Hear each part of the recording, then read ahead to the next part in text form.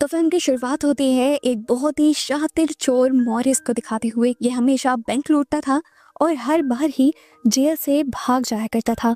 इसलिए इस मर्तबा उसे एक ऐसे जेल में डाला जा रहा था जहां से निकलना नामुमकिन था। वहां पर सिक्योरिटी बहुत ज्यादा अलर्ट थी और अगर कोई वहां से निकल भी जाता तो उसका आजाद होना या भागना दो और भी नामुमकिन था, क्योंकि इस जेल को एक आइलैंड पर बनाया गया था जिसके चारों तरफ कई हजार मीटर तक पानी ही पानी था। जेल में आते ही मॉरिस की सर से पांव तक चेकिंग हुई और उसे यूनिफॉर्म दिया गया। यहाँ पर सब कुछ बहुत डिसिप्लिन था। कैदियों को अपनी मर्जी से चलने तक की इजाजत नहीं थी। सब लोग सुबह की घंटी बजने पर उठकर यूनिफॉर्म पहने बाहर निकल आते थे और लाइनों में लगकर अपना ब्रेकफास्ट लेते थे। इस जेल में आते ही वार्डन मॉरिस से कहता है, वेलकम टू अल्काट्राज।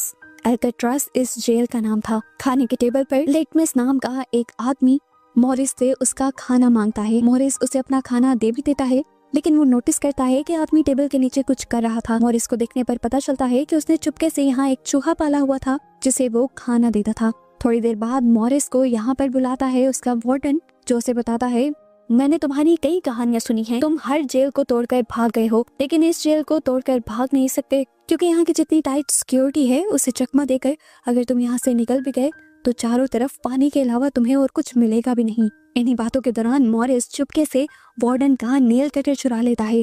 वार्डन के सामने वो ऐसा ही बिहेव करता है कि जैसे वो बहुत मासूम है और यहाँ से भागने का तो वो सोच भी नहीं सकता। इसीलिए वार्डन उसे लेकर बेफिक्र हो जाता है और मॉरिस अपने सेल में वापस आ जाता है और आते ही सबसे पहले अपनी बाइबल के अंदर उस नेल कटर को छुपाता है, जिसे वो ये प्लान करते हुए यहाँ लेकर आया था कि वो इस जेल को खोद सकेगा।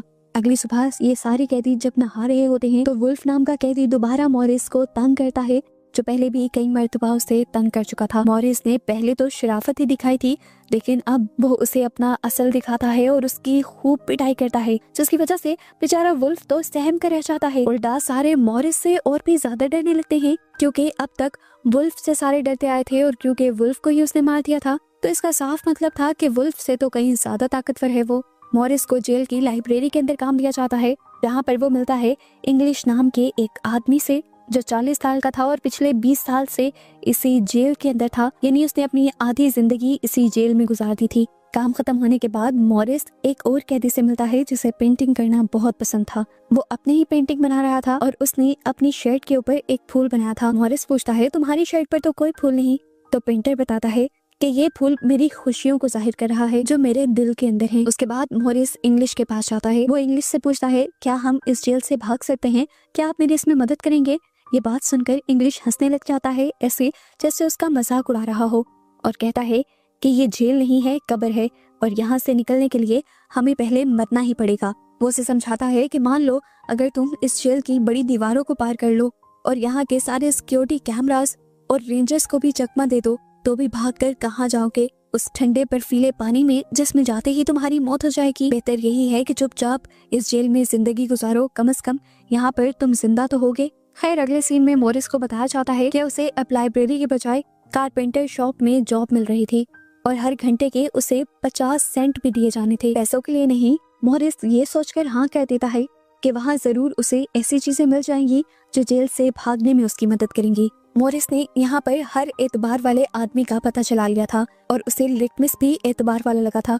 वो लिटमस से इस जेल से भागने का तरीका पूछता है तो लिटमस बताता है कि हर कमरे में एयर वेंट है और उसी एयर वेंट के जरिए ऊपर छत पर जाया जा सकता है और वहाँ से जंप करके इस जेल से आराम से भागा जा सकता है। ये लोग बात ही कर रहे थे कि एकदम से मॉरिस पर अटैक करने के लिए पीछे से वुल्फ आ जाता है, जो अपनी बेइज्जती का बदला लेना चाहता था। मॉरिस अपना कोट उतारते हुए उसी को उस लड़के के हाथों में लपेट देता है और वुल्फ को नीचे गिरा देता है। ये सब वॉच टावर में खड़े हुए गार्ड्स देख लेते हैं और ऊपर से ही शूट करते हुए इन्हें रोक देते हैं। इनकी लड़ाई के बदले इनको सजा दी जाती है टॉर्चर सेल में रहने की। रात भर दोनों को ही तरह तरह के टॉर्चर सहने पड़ते हैं और 2 हफ्ते बाद उन्हें इस टॉर्चर सेल से निकाला जाता है। इस टॉर्चर सेल से निकलने के बाद मॉरिस की हालत काफी खराब हो चुकी थी। उसके बाहर निकलते ही लिटमस अपने चूहे के जरिए उसे वेलकम बैक का नोट भेजता है।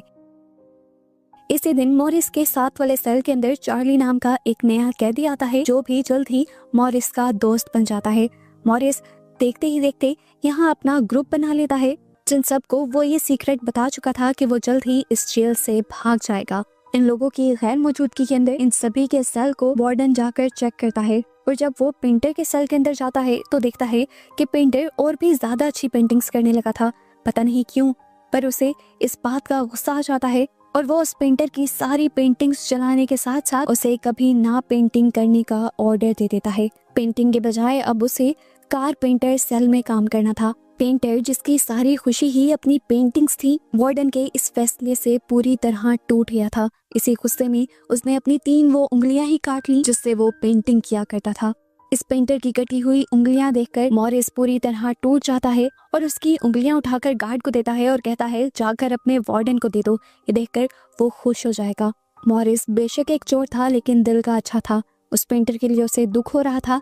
उसी पेंटर के दुख में वो चुपचाप अपने सेल में बैठा हुआ ही था कि उसने देखा कि एक बड़ा सा कॉकरोच उसकी एयर वेंट के अंदर से निकला था। वो समझ गया कि इस एयर वेंट के पीछे बहुत सारी जगह है जहाँ पर ये कॉकरोचेस पैदा हो रहे हैं। मॉरिस का प्लान अगले दिन उसे और भी ज्यादा आसान लगने लगा जब अगले दिन 2 नए कैदी इस जेल के अंदर आए। ये कैदी पहले भी मॉरिस के साथ एक जेल में रह चुके थे और ये तीनों मिलकर पहले भी एक जेल से भागे थे। इन दोनों भाइयों का दिमाग भी मॉरिस की तरह बहुत शार्प चलता था। हमें दिखाया जाता है कि इन सबको मुलाकात का एक दिन दिया जाता है। इंग्लिश आज काफी सालों बाद अपनी बेटी से मिलता है और उसे ये देखकर रोना आ जाता है कि उसकी बेटी अब बहुत बड़ी हो चुकी थी और उसने अपनी बेटी के साथ कोई अच्छा वक्त नहीं गुजारा था। जबकि चार्ली को भी ये बात पता चलती है कि उसकी मॉम बहुत ज्यादा बीमार है और 1 से 2 महीनों के अंदर वो इस दुनिया से चली जाएंगी। ये सुनकर वो भी फैसला करता है कि उसे इस जेल से भागना ही होगा अपनी मॉम के लिए। इसीलिए वो रात में आकर मॉरिस से कहता है कि अगर तुम भागने का प्लान बनाओ तो मुझे भी उसमें शामिल कर लेना। ये लोग अब ग्रुप बनाते हुए भागने की प्लानिंग करना शुरू कर देते हैं और मॉरिस सबको बताता है कि सबके कमरों में एक एयर वेंट है जो ऊपर की तरफ खुलता है, लेकिन वो एयर वेंट छोटा है, उसमें से हम गुजर नहीं सकते। पर ये भी टेंशन की बात नहीं है, ये जेल खारे समुंदर के पास बनाया गया है। इसी वजह से जेल की दीवारें बहुत ज्यादा खोखली हो गई हैं और इन्हें खोदना बहुत ज्यादा आसान है। हमें वेंट के इर्द गिर्द की दीवार को खोदना होगा ताकि वहां से निकलकर हम ऊपर चढ़ सकें। लेकिन अफसोस कि मेरे पास एक छोटा सा नेल कटर है जिससे मैं ज्यादा कुछ नहीं खोद पा रहा और अपना मिशन पूरा करने के लिए मुझे कोई बड़ी चीज चाहिए। ये लोग अभी बात ही कर रहे होते हैं खाना खाते हुए कि मॉरिस को चम्मच का ख्याल आता है। लेकिन अब मसला ये था कि ये लोग चम्मच लेके कैसे जाते। मॉरिस अपने एक साथी को लेकर बहाने से गार्ड के पास जाता है और उसे कहता है कि मेरा चम्मच गंदा है, मुझे साफ चम्मच चाहिए। गार्ड उसे नया चम्मच लेने की इजाजत दे देता है और इतनी ही देर में दूसरा आदमी गार्ड को अपनी बातों में लगा लेता है।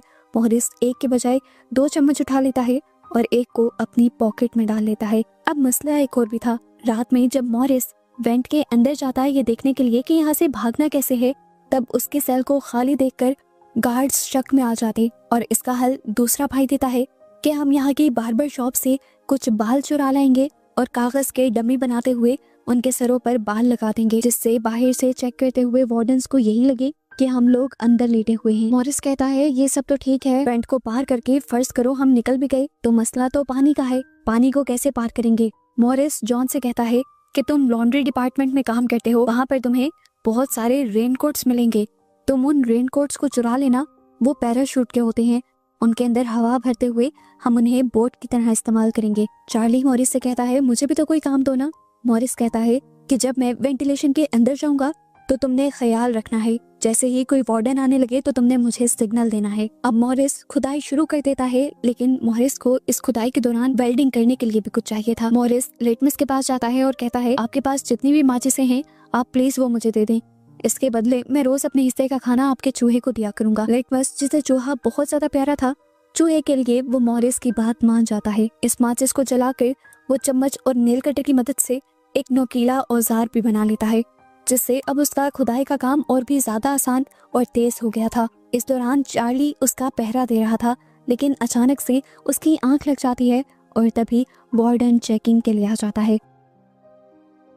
इंग्लिश भी क्योंकि मॉरिस का सारा प्लान जानता था, इसीलिए वो जल्दी से खड़ा होकर वार्डन को रोक लेता है और उससे बात करने लग जाता है और उनकी बातें सुनकर चार्ली की आंख खुल जाती है और चार्ली फौरन मॉरिस को सिग्नल दे देता है। उसके इशारा करते ही मॉरिस भी अपना काम छोड़कर खुदाई वाली जगह के आगे अपना सामान रखकर बेड पर लेट जाता है, जिससे वार्डन को कुछ भी गड़बड़ नहीं लगता, लेकिन उसे यहाँ से कुछ जलने की स्मेल आ जाती है। मॉरिस बड़ी कॉन्फिडेंटली झूठ बोलते हुए उसकी बात को मोड़ देता है कि आपके होते हुए यहाँ पर कौन स्मोक कर सकता है। दिखाया जाता है कि मॉरिस ने इतनी खुदाई कर ली थी कि वो आसानी से यहाँ से बाहर निकल पाता, लेकिन एक और नया मसला आ गया। यहाँ पर जो जाली लगी थी उसे स्क्रूज के जरिए लगाया गया था और इन स्क्रूज को खोलने के लिए कोई स्क्रू ड्राइवर या कोई नोकीली चीज चाहिए थी, जिसे वो अगले दिन अपनी काम की जगह से चुरा भी लेता है, पर उसे यहाँ से लेकर जाना मुश्किल था। जब वो यहाँ से निकलने लगा तो मेटल डिटेक्टर पर उसका वो औजार शो हो गया। गार्ड्स ने उसे रोक लिया और उसके हाथ से वो औजार ले लिया। सबको डर लगा कि मॉरिस अब पकड़ा जाएगा, लेकिन मॉरिस कहीं ज्यादा चालाक था। जो औजार उसने पकड़ा हुआ था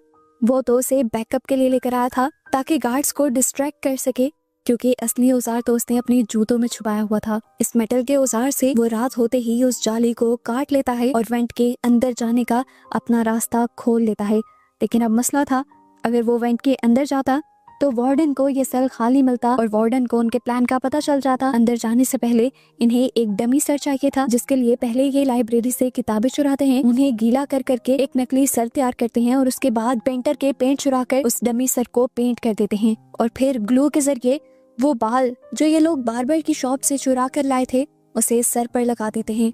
इस डमी सर के साथ साथ मॉरिस ने एक डमी दीवार भी बनाई थी जो बिल्कुल असली दीवार जैसी दिख रही थी। ये कार्डबोर्ड की दीवार उसने इसलिए बनाई थी ताकि किसी को भी ये जगह देखकर शक न हो कि इसके पीछे खुदाई की गई है।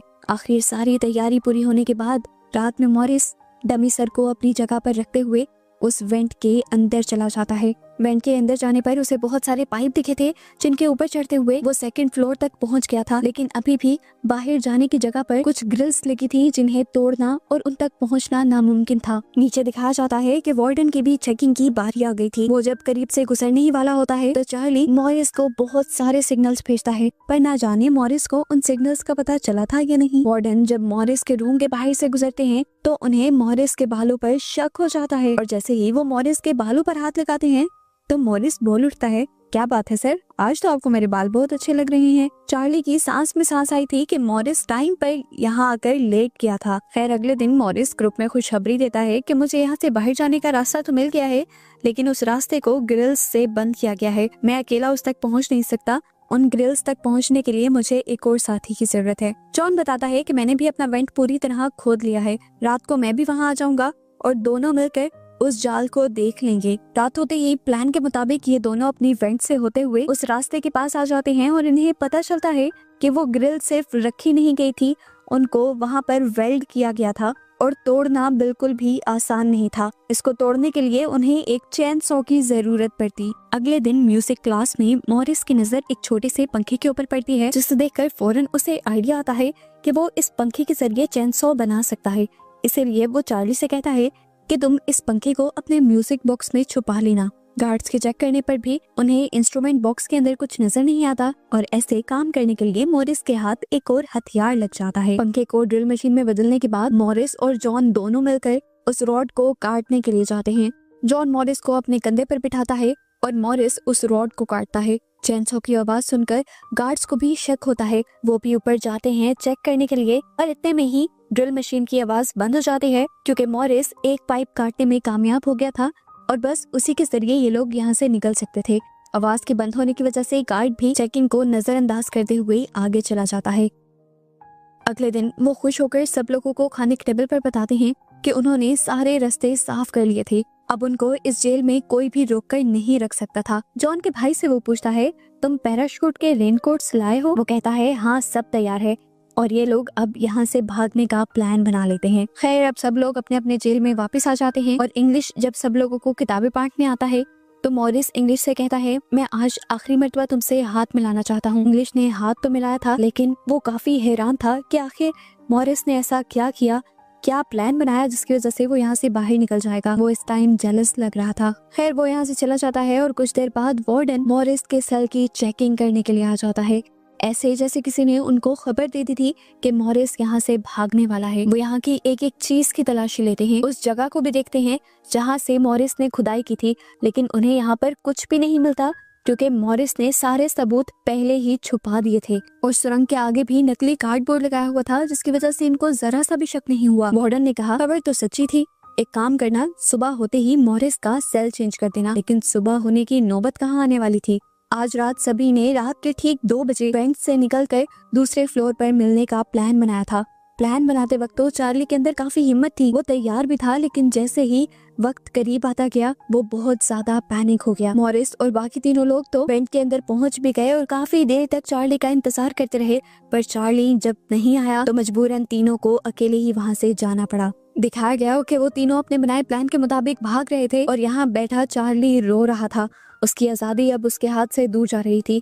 आखिर वार्डन की चेकिंग के बाद उसने फैसला किया कि वो भी हिम्मत करेगा और भाग जाएगा, लेकिन वेंट के अंदर जैसे ही वो आया तो उसने देखा कि ऊपर जाने वाला रास्ता उसके कद से बहुत ज्यादा दूर था और वो तीनों अब जा चुके थे और अब उसकी आजादी का सपना खत्म हो गया था। अफसोस करता वो वापस आ जाता है, जबकि यहाँ पर दिखाया जाता है कि चार्ली और उसके तीनों साथी सभी गार्ड्स की नजरों से बचते हुए जेल की आखिरी दीवार के पास पहुंच जाते हैं और बारी बारी वो तीनों फेंस की दीवार पर चढ़ते हुए इस जेल से फाइनली आजाद हो जाते हैं। अब बस इन्हें इस आइलैंड से बाहर निकलना था, जिसके लिए ये रेनकोट्स को बांधकर उसके अंदर मुंह से हवा भरने लगे ताकि उसे एक बोट बनाई जा सके। हालांकि मुंह से हवा भरने में बहुत टाइम लग रहा था, लेकिन इनके पास कोई दूसरा रास्ता भी नहीं था।